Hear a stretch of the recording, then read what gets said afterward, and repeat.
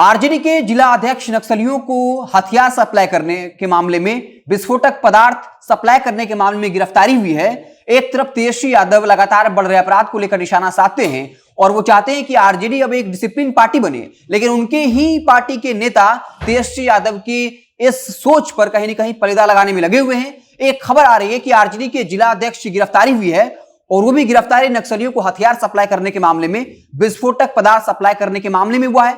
Police को एक गुप्त सूचना मिली थी कि आरजेडी के जिलाध्यक्ष नक्सलियों को हथियार सप्लाई करते हैं और इसी दरमियान जब आरजेडी के जिलाध्यक्ष अपने दो साथियों के साथ गाड़ी में हथियार को लोड करके जाते हैं, उसी वक्त उनकी गिरफ्तारी होती है और उनकी गिरफ्तारी के साथ ही कई तरह के हथियार बरामद हुए। इसमें रिवॉल्वर है, पिस्टल है, 4 मोबाइल है और उस गाड़ी को भी जब्त कर लिया है। ये पूरी खबर झारखंड के लातेहार से है, जहां पुलिस को गुप्त सूचना मिली थी कि आरजेडी के जिलाध्यक्ष शकील अख्तर जो है वो नक्सलियों को विस्फोटक पदार्थ और हथियार सप्लाई करते हैं और इसी मामले में छापेमारी होती है और उनकी गिरफ्तारी हुई है। बता दें कि झारखंड में सरकार लगातार नक्सलियों पर लगाम लगाने के लिए कार्रवाई कर रही है। पिछले कुछ दिनों में 10 से 12 बार पुलिस, एसटीएफ, सीआरपीएफ की टीम और नक्सलियों में मुठभेड़ हुआ है। इसमें कई जवान घायल हुए हैं। नक्सलियों में भी एक आधो नक्सली की मौत हुई है और कई लोगों को गिरफ्तार किया गया है। पिछले ही दिन जो है रविंद्र गंजू, जो एक कुख्यात माओवादी है और इसी दस्ते को हथियार सप्लाई करने का मामला आरजेडी के जिलाध्यक्ष शकील अख्तर पर दर्ज हुआ है।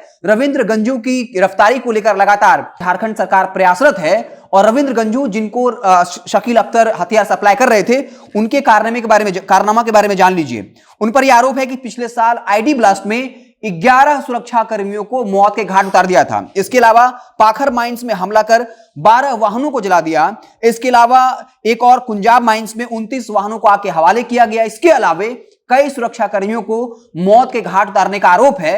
रविंद्र गंजू की खोज जो है वो लगातार झारखंड की पुलिस, सीआरपीएफ और एसटीएफ की टीम कर रही है। ऐसे में यह खबर आना कि आरजेडी के जिला अध्यक्ष रविंद्र गंजू को लगातार जो है वो हथियार की सप्लाई कर रहे थे, विस्फोटक पदार्थ की सप्लाई कर रहे थे, ये एक संगीन आरोप है और ये लालू यादव और तेजस्वी यादव को बैकफुट पर जाने को मजबूर करेगा जब वो लगातार सुशासन की छवि पर सवाल उठाते हैं, लगातार बढ़ते अपराध पर सवाल उठाते हैं। ऐसे में उनके ही अपने नेता, जिलाध्यक्ष, विधायक, पूर्व विधायक कुछ ऐसे कारनामे कर जाते हैं जिसके बाद तेजस्वी यादव, लालू यादव को बैकफुट पर जाना पड़ता है।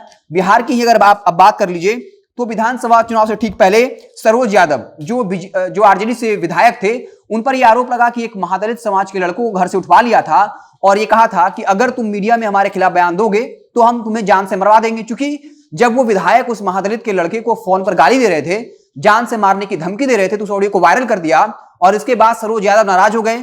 उस पासवान जाति के लड़के को घर से उठा लिया और फिर अपने आवास पर बुलवाया और फिर उस लड़के से बयान दिलवाया कि कहो कि हमसे तुम्हारी कोई दुश्मनी नहीं है। हालांकि उस वक्त तो ये लड़का दबाव में कह देता है मीडिया के सामने, लेकिन फिर बाद में पोल खोल देता है कि कैसे आरजेडी के विधायक ने उसे घर से उठवाया और ये कहा कि तुमने हिम्मत कैसे की कि मेरा गाली और धमकी वाला ऑडियो वायरल कर दिया, अब अगर अपना बयान बदलोगे तो हम तुम्हें जान से मार देंगे। बिहार से भी ऐसी खबरें आती रहती है जहां के आरजेडी के पूर्व विधायक पर इस तरह के संगीन आरोप लगते हैं, तो कहीं ना कहीं आरजेडी की छवि को खराब करता है। और एक बड़ी खबर कि आरजेडी के जिला अध्यक्ष शकील अख्तर की गिरफ्तारी हुई है और इस मामले में कि वो नक्सलियों को हथियार सप्लाई करते थे, विस्फोटक पदार्थ सप्लाई करते थे। हालांकि अब देखना होगा कि जांच में क्या कुछ निकलकर सामने आता है, जिसको लेकर जैसे ही कुछ अपडेट आएगा तो हम उसे आपको रूबरू कराएंगे। बहुत बहुत धन्यवाद।